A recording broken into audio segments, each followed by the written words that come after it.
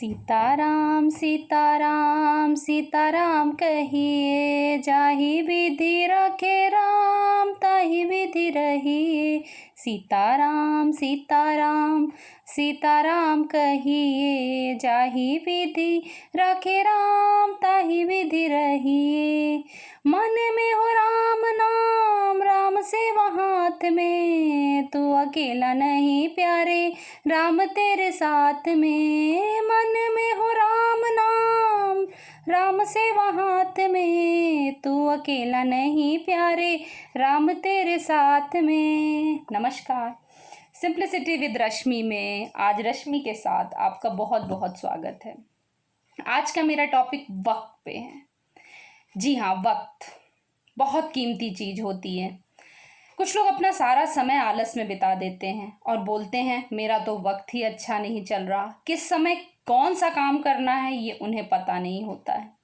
जो समय के साथ नहीं चलते, समय उनको बहुत बड़ी सज़ा देता है। समय के साथ चलने वाले समय के साथ कुछ कर जाते हैं। तो ये कहना कि मेरा समय अच्छा नहीं है, मेरा वक्त अच्छा नहीं है, नहीं। वक्त सबका अच्छा आता है। कोई बन जाता है, कोई निखर जाता है, कोई बिखर जाता है।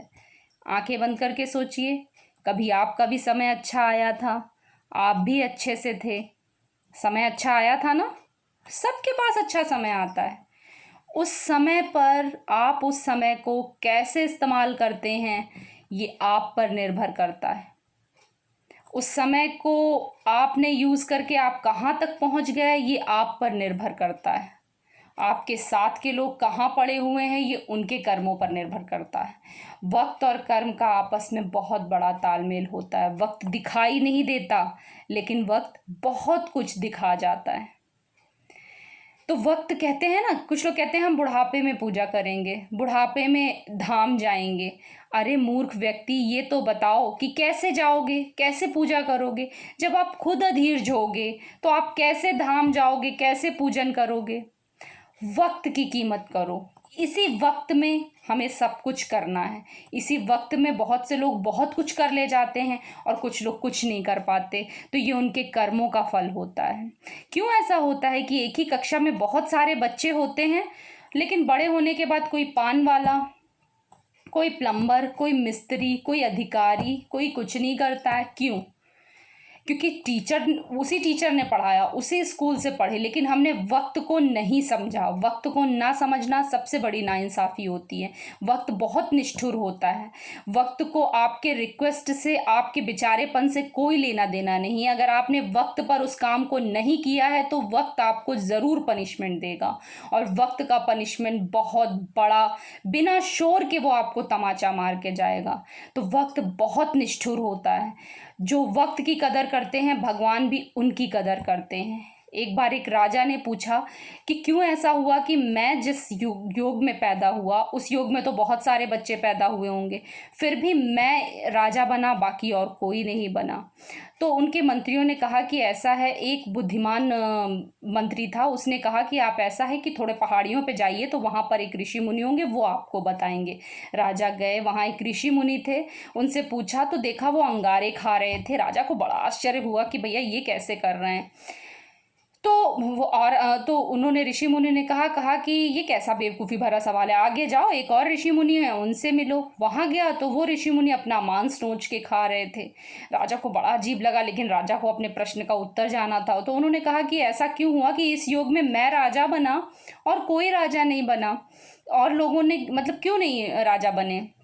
उन्होंने कहा ये मूर्खता भरा प्रश्न मुझसे मत पूछो, जाओ दूर गांव में एक बालक है, उसकी मृत्यु होने वाली है, तुरंत पहुंचकर उससे पूछ लो। ये भागे भागे वहाँ पहुँचे, देखे वहाँ माहौल बहुत ख़राब था। उस बालक की मृत्यु होने वाली थी, उसके माता पिता वहाँ रुंदन कर रहे थे, लेकिन फिर भी उसने हिम्मत करके, राजा ने पूछा कि बताओ भाई कि मैं इस युग में मैं राजा बना और बाकी कोई राजा नहीं बना।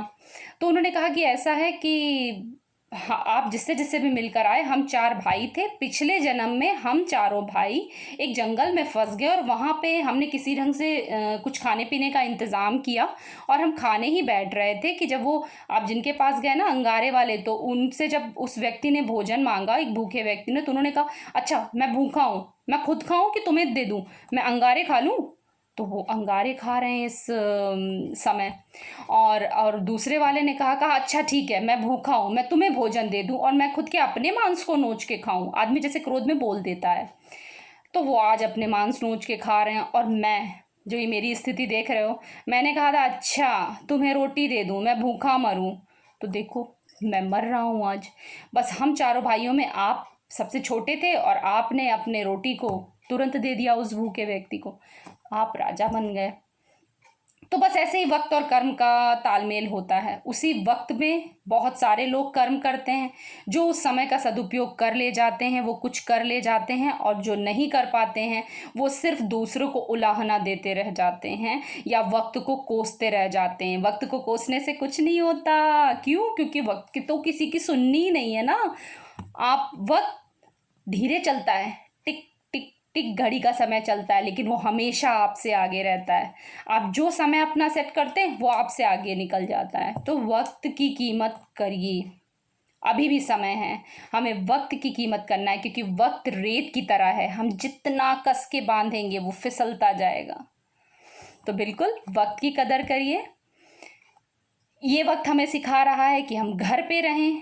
पुराना वक्त याद करिए, कितना एंजॉयमेंट किया, कितने फालतू के काम किए, कितनी गलत गलत काम की, लोगों को अपशब्द बोला, लोगों के साथ बुरा किया, सब कुछ किया। तो वक्त का पनिशमेंट है, घर में रहो, फिजूल में मत घूमो। घर में रहोगे सुरक्षित रहोगे और अपनी रक्षा कर सकोगे। ये वक्त सिखा रहा है। वक्त की कदर करो। Stay home, stay safe. Radhe Radhe.